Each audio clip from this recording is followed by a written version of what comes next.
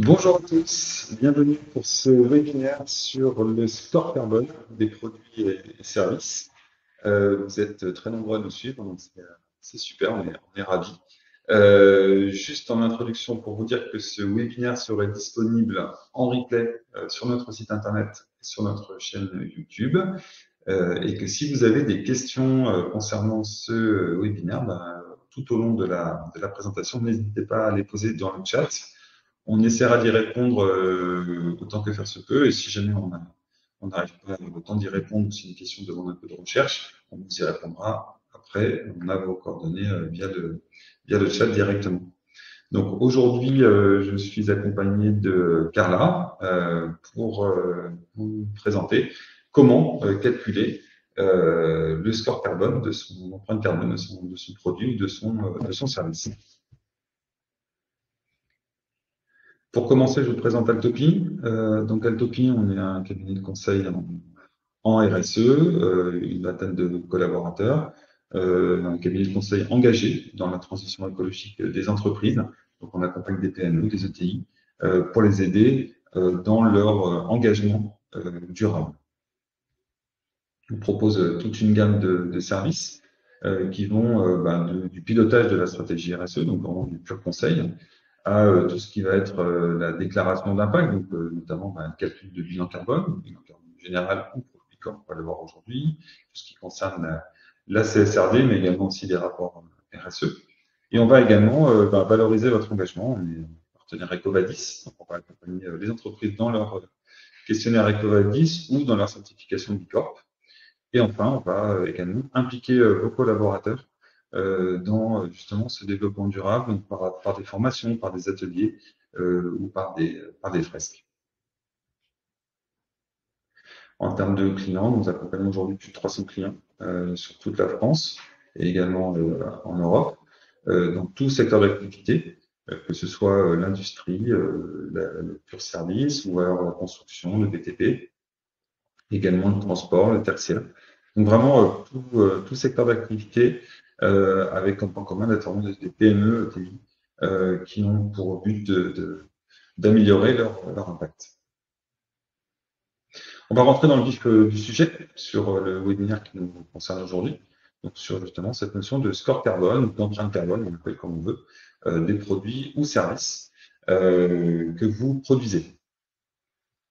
Alors, le principe général de ce calcul de l'empreinte carbone d'un produit, c'est de mesurer en fait les émissions de CO2 qui sont liées à justement le cycle de vie d'un produit ou d'un service. Donc, on va vraiment regarder sur tout le long d'un cycle de vie d'un produit ou d'un service les émissions de carbone qui sont émises.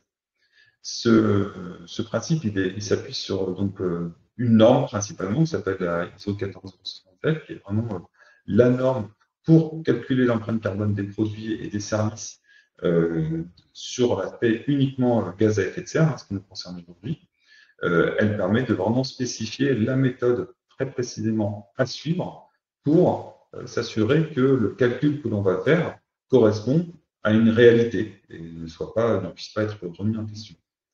Cette norme s'appuie elle-même sur une autre norme, c'est la ISO 14044, désolé pour les acronymes, qui elle, c'est vraiment l'ACV, donc l'analyse de cycle de vie. C'est comment on réalise une analyse de cycle de vie d'un produit, puisque c'est la base, vous le verrez tout à l'heure, c'est la base qui va permettre de calculer justement ces émissions carbone de votre produit ou de votre service. Il y a 4 exigences fondamentales qui ressortent de cette norme 14067 à suivre absolument et qui sous-tendent vraiment tout le calcul qu'on va réaliser. C'est la pertinence du calcul, donc vraiment d'être pertinent, d'être très clair dans ce qu'on propose, d'être complet, avec la complétude, vraiment de ne pas laisser de côté des éléments importants. D'être exact, donc là, c'est-à-dire de faire des calculs dont les données sont les plus précises possibles, et d'être transparent, c'est-à-dire de bien préciser quelle était la méthodologie et de préciser aussi s'il y a eu des exceptions, des approximations, des proxys, etc. Donc ça permet d'être sûr que son calcul sera reconnu en fait vis-à-vis des tiers et ne pourra pas être mis en question ou taxé de greenwashing. Notre méthode, en tout cas nous, de calcul en s'appuyant sur cette norme, se découpe en 5 étapes. Donc les 5 étapes sont les suivantes. La première, c'est vraiment de définir l'objectif de ce calcul. Deuxièmement, de définir son périmètre. Ensuite, on rentre dans vraiment le cœur du sujet, c'est-à-dire de réaliser l'analyse de cycle de vie du produit. Ensuite, seulement, on va calculer son impact carbone. Et à la fin, on va communiquer. Donc, ça rejoint un peu le principe de transparence dont je parlais tout à l'heure. C'est-à-dire qu'on va vraiment rentrer dans la communication et la transparence de la méthodologie suivante. Alors, on commence par la première étape, c'est l'objectif. Donc, l'objectif, c'est vraiment de se poser la question de savoir déjà pour quel usage on réalise son analyse le calcul de cette empreinte carbone. Voilà, c'est pour répondre à des appels d'offres, pour répondre à une demande commerciale, ou c'est pour répondre à une demande technique, c'est pour se positionner par rapport à la concurrence. Donc vraiment, de savoir qu'est-ce qu'on va en faire en fait de ce chiffre-là. Est-ce que c'est pour de l'interne, est-ce que c'est pour de l'externe? Donc ça, c'est très important de se poser cette question-là parce que ça va déterminer aussi derrière la façon dont on va communiquer ensuite sur son calcul. Deuxième point, c'est pour quelle raison.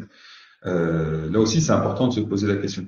La question de savoir si ça émane de l'interne, c'est de se dire, tiens, j'ai envie de savoir un peu quel est l'impact carbone de mon produit, parce que derrière, on viendra tout à l'heure, un peu plus tard, sur qu'est-ce que je vais en faire, c'est-à-dire en gros, est-ce que ça va me permettre d'améliorer mon service, ou est-ce que c'est parce que mes clients me le demandent, est-ce que c'est parce que mes prospects me le demandent. Vraiment, ce sont des questions à se poser, encore une fois, pour bien être certain que le rendu réponde bien à ces deux premières questions. Une question aussi, bien sûr, fondamentale, c'est pour qui? Donc là, encore une fois, est-ce que c'est pour un client ou est-ce que c'est pour un prospect? Est-ce que c'est pour de l'interne ou est-ce que c'est pour de l'externe? Pareil, on se pose un peu les mêmes questions. Parce que derrière, encore une fois, ça va forcément diriger et orienter la façon dont les résultats vont être présentés. Et dernier point, donc du coup, c'est un peu le résumé de tout ce que je viens de dire, c'est quelle est la présentation des résultats, quelle forme cela vous prend. Est-ce que ça va être un rapport unique, complet, que je vais remettre, par exemple, à un client, ou est-ce que ça va plutôt être une solution en ligne, avec une présentation en ligne des résultats? Est-ce que c'est pour un usage interne, dans quel cas peut-être la présentation aura moins besoin d'être soignée, mais plus technique? Donc vraiment, se poser aussi ces questions-là. Donc cette base-là va permettre déjà de partir dans la bonne direction et de s'assurer qu'on répondra et de toujours avoir en regard ces questions-là pour se dire est-ce que ce que je suis en train de faire répond bien toujours à cet objectif que je me suis fixé.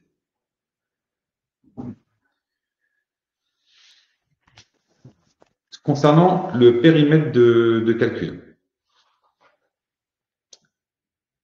plusieurs points à vérifier. Un, c'est l'unité fonctionnelle. Donc, c'est quoi l'unité fonctionnelle? L'unité fonctionnelle, c'est de savoir, en gros, exactement ce qu'on va mesurer. Il y a 4 questions à se poser quand on fait une unité fonctionnelle. Alors, c'est un peu un terme un peu barbare, mais il est vraiment fondamental. C'est la question à se poser, c'est quoi, combien, comment et sur combien de temps. Alors, je vais prendre un exemple, ce sera plus simple. Par exemple, si vous êtes fabricant de peinture, une unité fonctionnelle, ça va être par exemple, c'est couvrir 1 mètre carré de mur selon un certain degré d'opacité.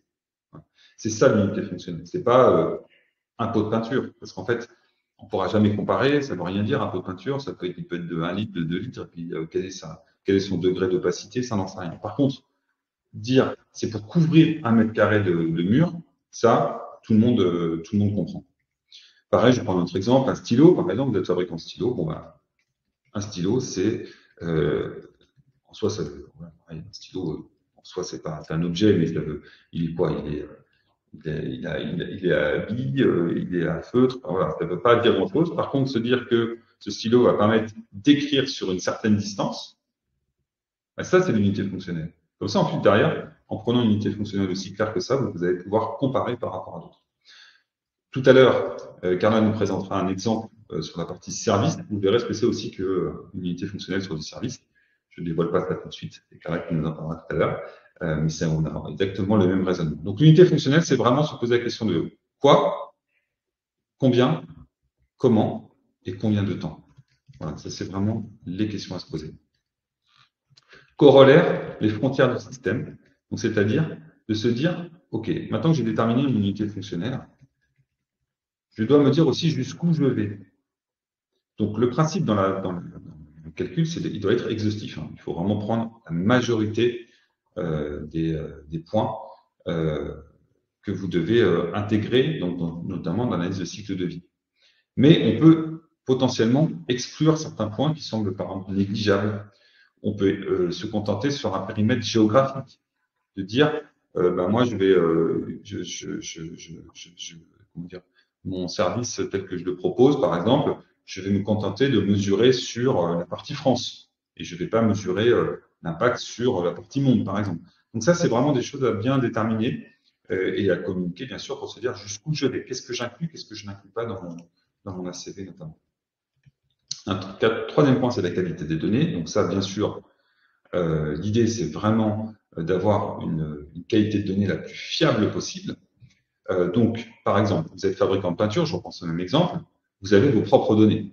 Vous avez vos données de quantité de solvants que vous mettez dans votre peinture, etc. Donc ça, vous avez cette information-là. Et l'idée, c'est de prendre cette information directement depuis vos usines, évidemment, depuis votre réel fonctionnement, et pas des données, je dirais, macroscopiques. Mais ça peut arriver que des fois, on soit obligé de s'appuyer sur une moyenne. Je prends un exemple.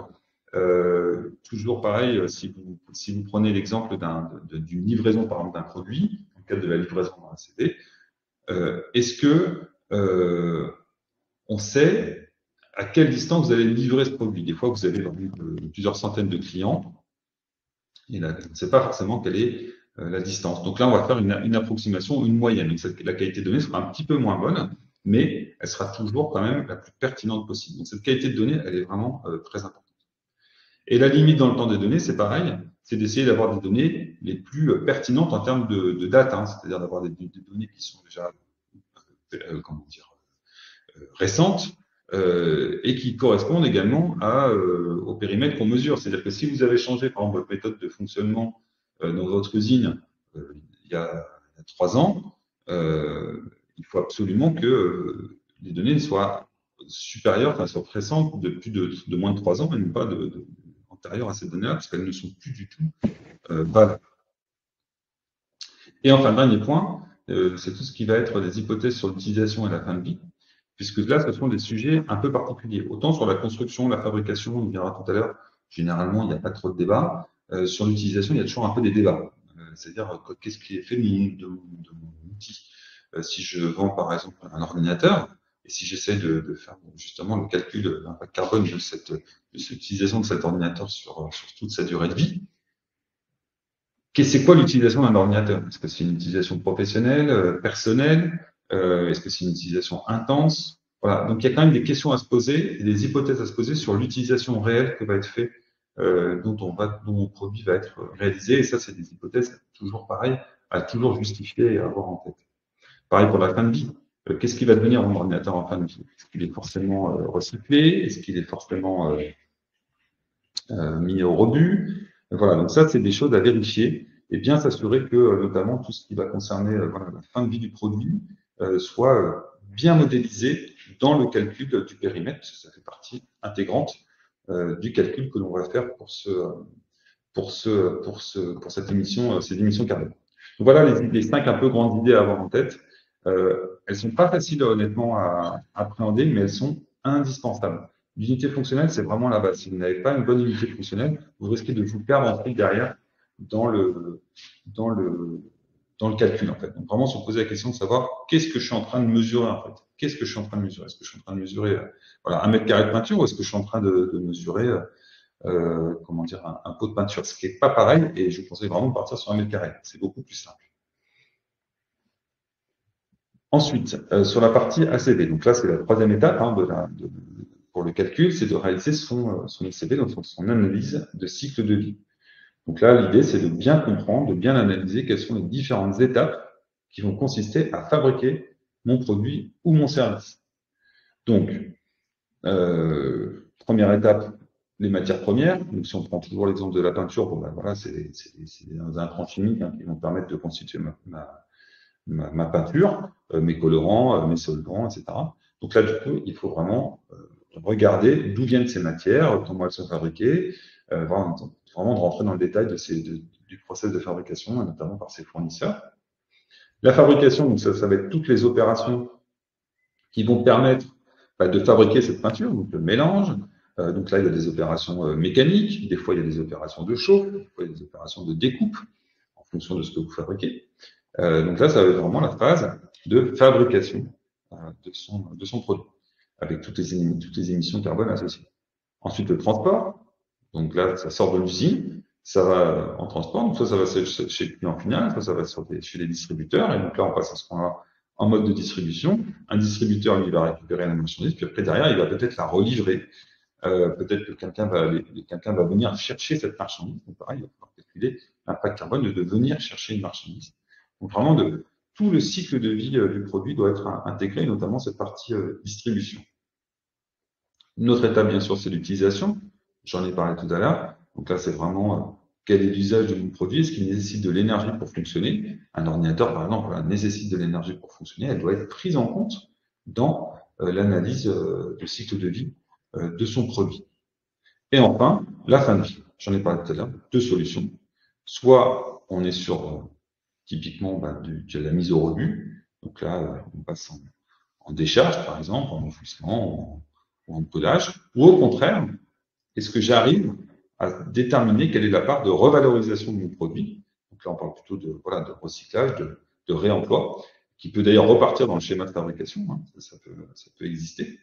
Notamment, typiquement pour la peinture, c'est des choses qui se font, de réinjecter une partie de la peinture perdue dans le processus de fabrication.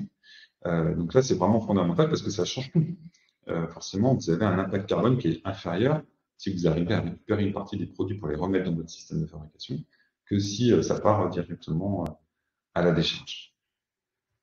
Donc voilà les étapes à avoir. Donc vraiment d'être exhaustif, d'avoir une vision très large de tout ce que l'on mesure pour s'assurer qu'on n'oublie rien. Je prends l'exemple d'un smartphone pour vous donner un peu plus précisément à quoi ça ressemble. Les matériaux. Donc, typiquement, pour un smartphone, aujourd'hui, on identifie qu'il y a 60 matériaux différents qui vont constituer un smartphone. Donc, c'est là où le travail va être vraiment très important, puisqu'il va falloir identifier ces 60 matériaux et s'assurer qu'on connaît bien leur provenance, l'impact de leur fabrication. La fabrication, ça, je l'ai dit tout à l'heure, c'est l'énergie des usines qui vont fabriquer le smartphone, donc là, notamment la soudure des différents éléments, donc la chauffe, l'assemblage, il y a l'électricité pour éclairer les usines, pour ventiler, etc. Donc ça fait partie de ce qui est nécessaire pour fonctionner. Ensuite, le transport, donc là, soit en bateau, soit en camion. Si ça vient de Chine, tout le transport en porte-container, puis le camion jusqu'au point de livraison. Et ensuite, la distribution, là, ça va arriver donc chez des grossistes ou des distributeurs qui vont soit envoyer ensuite le produit directement au client final par colis, ou parce que le client final va venir en magasin chercher, et là c'est pareil, on va devoir mesurer l'impact carbone du déplacement du client pour récupérer sa marchandise. L'électricité, pour faire fonctionner son smartphone, mais aussi le réseau, les échanges de données associés.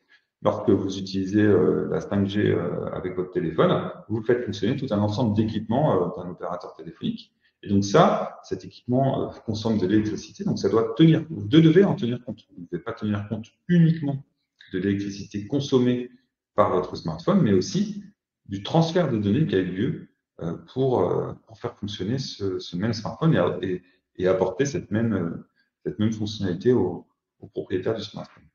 Et enfin, la fin de vie. Que devient le smartphone? Comment ça se passe? Est-ce qu'il est remis au rebut, au contraire, envoyé dans des systèmes de recyclage et de réutilisation? Donc ça, c'est des données à obtenir pour pouvoir mieux préciser l'impact de la fin de vie de son produit.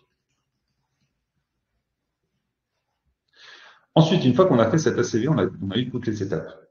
Là, l'idée, ça va être maintenant de calculer, de rentrer dans le calcul.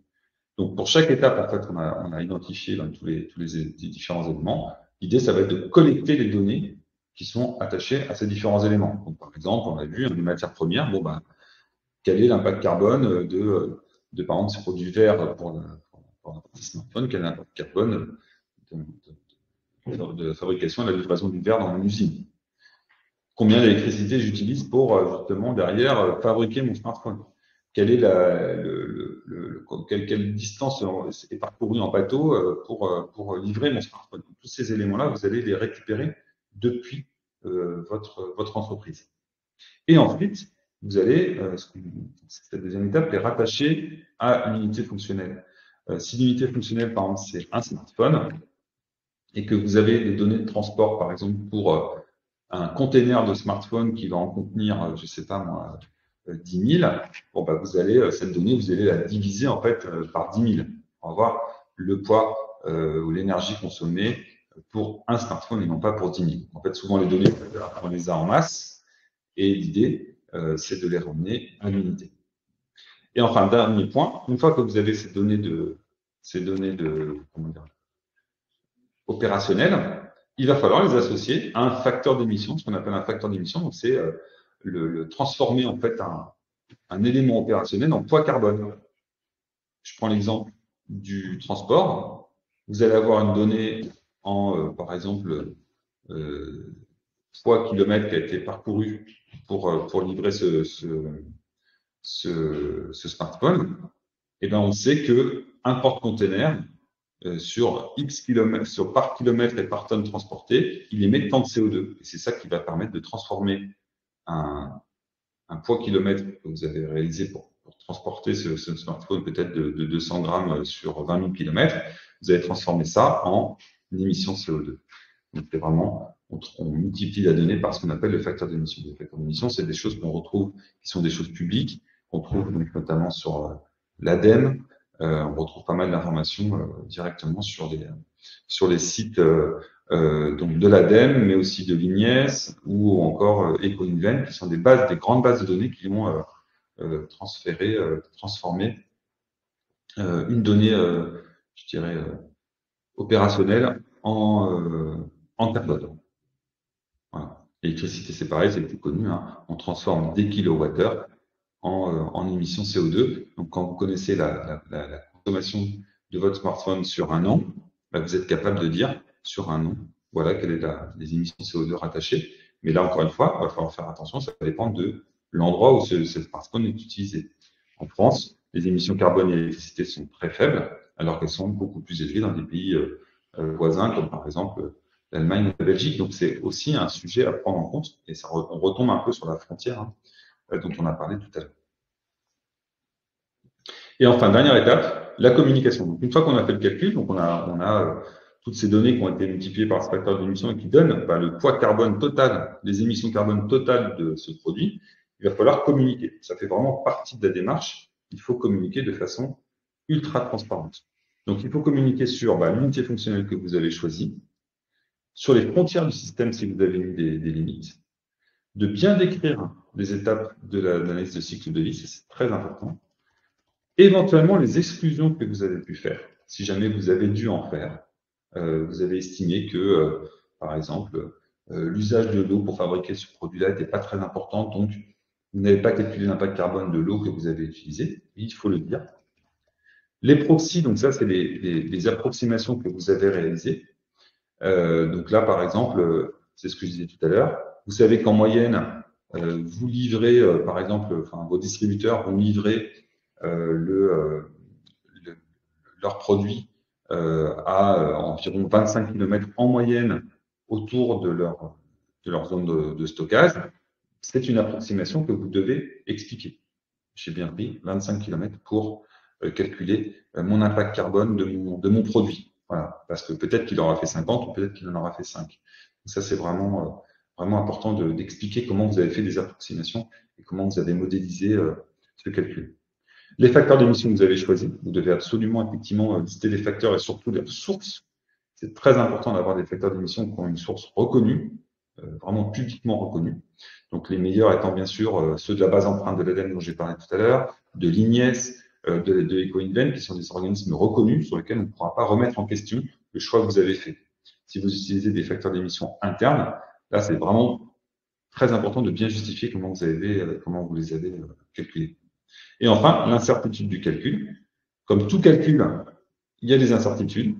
Il faut les donner pour dire est-ce que votre calcul est juste à 15-20% près, pour qu'on ait quand même un peu un ordre de grandeur par rapport à ce calcul-là. Alors, je passe la main à Carla qui va nous parler un peu des outils qui vont permettre de faire ce calcul. C'est ça. Donc, comment bien choisir son outil? Donc, il y a deux possibilités. Donc, soit on utilise Excel, soit on utilise un logiciel adapté. Euh, donc, le choix, il va surtout dépendre du besoin, mais également de la typologie du produit et du service. Donc voilà, si on est plutôt sur un service assez simple et un produit unique, Excel sera vraiment adapté parce qu'il y aura peu de variables.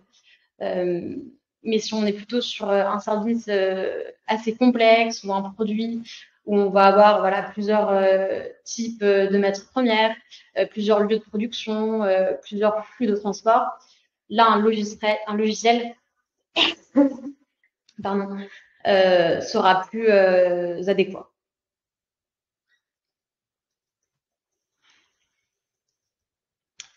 Donc au niveau des avantages, lorsque l'on utilise Excel, le premier reste le prix.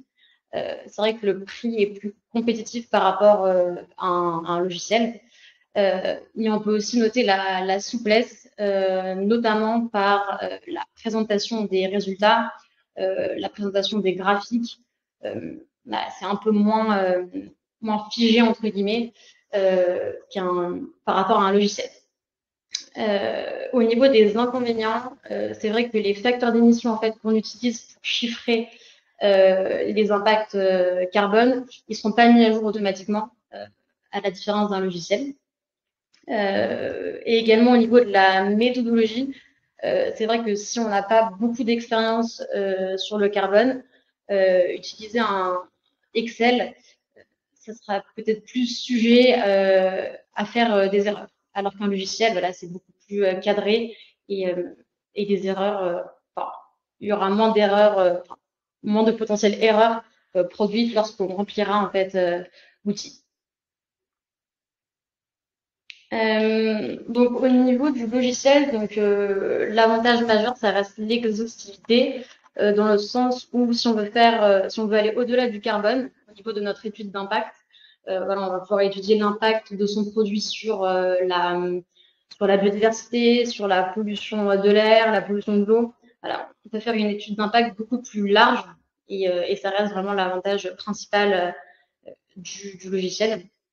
Et au niveau de la méthode, c'est vrai que il y a vraiment une vérification méthodologique qui est faite et une mise à jour aussi des normes et des facteurs d'émission. L'inconvénient majeur reste le prix. Un logiciel coûtera plus cher qu'Excel. Euh, et, euh, et on peut dire qu'il voilà, y a un léger manque de souplesse par rapport à Excel, mais ça reste vraiment minime. Donc nous, on travaille avec Orki pour les études d'impact carbone. Voilà, l'outil il est assez intuitif et facile à utiliser. Du coup, on en revient à cette question de base qui était à quoi sert effectivement ce score carbone produit. Et l'idée, c'est de voir comment à quoi ça peut servir, quel est l'intérêt de calculer son score carbone produit. Alors, le premier intérêt, très clairement, c'est de pouvoir gagner des nouveaux marchés. Nous, ce qu'on constate concrètement chez nos clients, c'est que de plus en plus d'appels d'offres, que ce soit des appels d'offres publics ou privés, demandent en fait à l'entreprise soumissionnaire de remplir et de compléter l'impact carbone de son produit ou de son service. Donc, ne pas le faire, forcément, vous met en défaveur par rapport à ceux de vos concurrents. Donc, ça, c'est lié à quoi? C'est lié au fait que la loi climat et résilience récente qui a été votée au Parlement demande à ce que les critères environnementaux soient inclus dans les appels d'offres publics. Et ce critère environnemental peut être typiquement un score carbone ou une empreinte carbone d'un produit. Donc, cette tendance à demander de plus en plus d'informations environnementales et notamment sur les produits eux-mêmes incite fortement les entreprises à avoir ce calcul-là à disposition pour pouvoir être comment dire, le plus exhaustif possible dans sa réponse et apporter une réponse, je dirais, la plus pertinente possible dans le cadre de cet appel d'offres. Par ailleurs, les acheteurs publics sont de plus en plus encouragés, dans le cadre toujours de cette loi, à favoriser des solutions bas carbone. Donc, si vous avez des produits qui sont effectivement assez vertueux à ce niveau-là, permettre de produire l'impact carbone de vos produits qui vont être comparés à ceux de vos concurrents lors de cet appel d'offres va vous permettre de vous positionner de façon beaucoup plus importante. Sachant qu'aujourd'hui, on note qu'environ 20% du prix, 20% du poids pour remporter un appel d'offres est lié à des critères RSE. Ça va vous permettre aussi de vous différencier de la concurrence parce que vous aurez hors appel d'offres, lorsque vous présentez vos produits, de pouvoir apporter cette mesure. C'est un plus. Pourquoi? Parce que vous allez en fait aussi aider vos clients à réduire leur bilan carbone. Alors, je m'explique. En fait, de plus en plus d'entreprises, notamment les grandes entreprises, donc, sont obligées de s'aligner avec des accords de Paris. J'y reviendrai tout à l'heure sur la partie carbone, mais apporter l'information en tant que fournisseur du poids carbone des produits. Et si vous avez un produit bas carbone, ça va permettre de baisser leur impact carbone. Et donc, vous allez, en gros, au-delà de fournir un service ou un produit à un client, participer aussi à la réduction de son impact carbone. Deuxième objectif à poursuivre lorsqu'on fait le bilan carbone de son produit, c'est de pouvoir éventuellement l'améliorer. Donc, en fait, de pouvoir éco-concevoir son produit. Pour pouvoir éco-concevoir son produit, donc c'est-à-dire le réaliser de façon la moins émettrice carbone possible, c'est intéressant d'avoir comment dire, le détail des étapes dont on a parlé tout à l'heure dans la CV et de pouvoir agir en fait sur chacune de ces étapes. Comme on aura l'ensemble des éléments et le détail par étape du poids carbone, on est capable ensuite derrière d'agir et d'essayer de limiter cet impact carbone. Donc ça peut être par le changement de matière, ça peut être par un autre mode de transport par exemple, ça peut être par une réduction de la consommation de ces produits, etc. Donc en fait, il y a plein de façons d'agir et en connaissant vraiment les étapes de fabrication et de conception de son produit et l'impact carbone de chacune, on peut être surpris. Par exemple, on peut être surpris de se rendre compte que lorsqu'on fabrique un produit, finalement, c'est peut-être l'utilisation qui est la plus impactante par rapport à la production. Donc peut-être qu'il faut travailler sur un produit moins consommateur d'énergie avant de se concentrer sur un produit moins lourd, par exemple. Donc ça, c'est vraiment tout ce travail qui permet de le faire grâce à un impact carbone produit. Petite anecdote, nous on est sollicité bien sûr pour calculer des bilans carbone produits et on a eu un client récemment qui avait eu une idée pour concevoir un éco-produit, mais il avait un doute sur le fait que son produit, c'était dans le domaine du bâtiment, sur un produit type ciment, il avait un doute sur le réel impact de carbone de ce produit-là, et puis il était a priori sur le papier effectivement assez vertueux, et en faisant la CV, on s'est rendu compte qu'en fait, il y avait des processus dans la fabrication de ce produit-là, notamment des processus de chauffe, qui faisaient que son impact carbone était plus élevé que des produits standards. Donc en fait, ça lui a permis malheureusement pour lui, mais en tout cas de se dire que finalement un produit qui sur le papier pouvait être intéressant, s'avérait beaucoup plus émetteur que prévu. Et donc du coup, de modifier la façon dont son produit était conçu pour s'assurer que il soit bien effectivement réduit en CO2 et non pas au contraire plus émetteur de CO2 que ce qui était prévu. Et dernier point, c'est, comme je disais tout à l'heure, c'est préciser le bilan carbone et celui des autres, c'est-à-dire en gros, aujourd'hui, on a très peu, en fait, on n'arrive pas à avoir beaucoup de données sur les produits, sur les services qu'on achète quand on fait son bilan carbone, et de pouvoir apporter cette information à ses clients, de pouvoir même l'avoir pour soi-même, ça permet d'aider ses clients, ses fournisseurs à mieux calculer leur impact carbone. Et si votre produit est bas carbone, en plus, encore une fois, comme je vous disais tout à l'heure, de réduire l'impact carbone de votre client. Donc, c'est-à-dire que vous apportez une valeur ajoutée complémentaire, en fait, à votre client. Au-delà du produit lui-même, vous leur apportez la capacité à réduire leur score carbone. Et pour certaines entreprises qui sont engagées dans une trajectoire ambitieuse, alignée avec les accords de Paris, ça a énormément de valeur pour eux.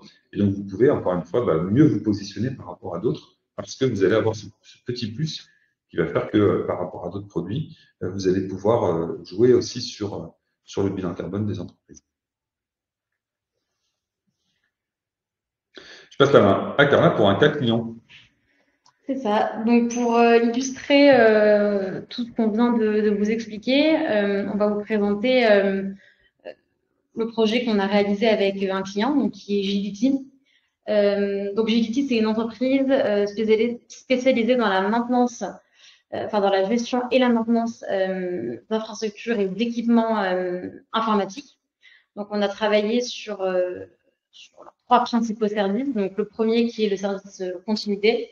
Donc, c'est de la maintenance de serveurs, de baies de stockage, d'équipements réseau. On a aussi travaillé sur un service de gestion de projet avec des projets d'intégration, des projets de déménagement d'équipements. Et enfin, on a travaillé sur les services managés. Donc, le besoin de Gility, en fait, ils ont fait appel à nous parce qu'ils avaient besoin de fournir à leurs clients l'impact carbone de leurs prestations, donc en l'occurrence de ces trois services-là. Donc, on va approfondir maintenant donc, le service continuité. Donc, l'objectif, le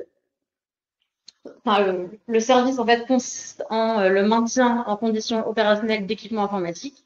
Donc, l'unité fonctionnelle associée à ça, c'est maintenir un équipement informatique sur un an. Donc, le service, il est découpé, on peut le découper en deux parties. Donc, avec une équipe sédentaire qui va gérer à distance en fait les équipements informatiques clients et qui, en cas de problème, il va y avoir une assistance téléphonique, des premiers supports à distance. Et si le problème ne peut être résolu à distance, il y a une intervention sur site de la part des techniciens avec un changement éventuel de pièces informatiques défectueuses ou autres. Donc, une fois qu'on a bien compris comment se découper le service, donc on a pu faire notre analyse de cycle de vie. Donc, ici, on a 4 postes. Donc, le poste fabrication, le poste transport, le poste utilisation des locaux et le poste fin de vie. Donc, dans le poste fabrication, donc on va retrouver tout le matériel des collaborateurs Gility qui va être nécessaire pour réaliser le service. Donc, ça va être les ordinateurs des collaborateurs, les logiciels utilisés, les véhicules de fonction. On va aussi retrouver dans le poste production-fabrication le matériel client, donc les pièces informatiques de rechange. En cas de, voilà, s'il y a une pièce défectueuse, on va substituer cette pièce à une nouvelle pièce informatique. Donc voilà pour le poste fabrication. Au niveau du transport, donc on va avoir tous les déplacements de domicile-travail des collaborateurs, donc pour se rendre sur site. On va aussi avoir le déplacement des techniciens, donc lorsqu'il y a une intervention chez le client. Et on va aussi compter la livraison des pièces informatiques que Gility aura commandées. Ensuite, au niveau de l'utilisation des locaux, donc on va avoir tout ce qui est consommation d'énergie, donc tout ce qui va être électricité, chauffage au sein des locaux de Gility pour que les équipes puissent travailler dans de bonnes conditions. Et on va aussi retrouver l'immobilisation des locaux. Donc là, ce qu'on entend par immobilisation des locaux, c'est l'impact associé à la fabrication des locaux dans lesquels les équipes travaillent. Et enfin, on aura la fin de vie. Donc là, on va compter le traitement et la valorisation des pièces informatiques défectueuses qui auront été changées. Donc, au niveau de la méthode, l'étape suivante, ça va être de collecter toutes les données qui vont être nécessaires pour chaque étape de la CD. Donc, en l'occurrence, pour Gility, on a demandé le nombre de personnes qu'on avait dans l'équipe sédentaire, le nombre d'équipements maintenus, le nombre de pièces changées, le nombre de techniciens et d'interventions. Et donc, à ces données-là, on a associé des facteurs d'émission. Donc, on a pris beaucoup de facteurs d'émission au sein de la base empreinte de l'ADEME. Mais on s'est aussi aidé des données du bilan carbone de Gelity qu'on avait calculé l'année précédente. Donc, on a vraiment utilisé ces deux sources de données-là. Et enfin, donc, une fois qu'on a fait nos multiplications voilà, de facteurs d'émission aux données, on aura notre impact carbone total qu'on va pouvoir ramener à des variables. Donc, pour Gelity, on a pu ramener un impact carbone en fonction du nombre d'équipements gérés dans le parc client et aussi voilà, l'impact carbone en fonction du nombre d'interventions qui avaient été réalisées sur l'année. Donc ici, donc c'est un des, enfin, le rendu qu'on a fait pour Gelity. Donc on a fait le calcul via Excel. Donc au niveau des données d'entrée, donc soit on pouvait rentrer donc le nombre d'équipements maintenus, donc plutôt en prospective de la mission. Mais on pouvait aussi rentrer voilà, le nombre d'interventions qui avaient été réalisées sur l'année, donc plutôt en milieu de mission ou fin de mission.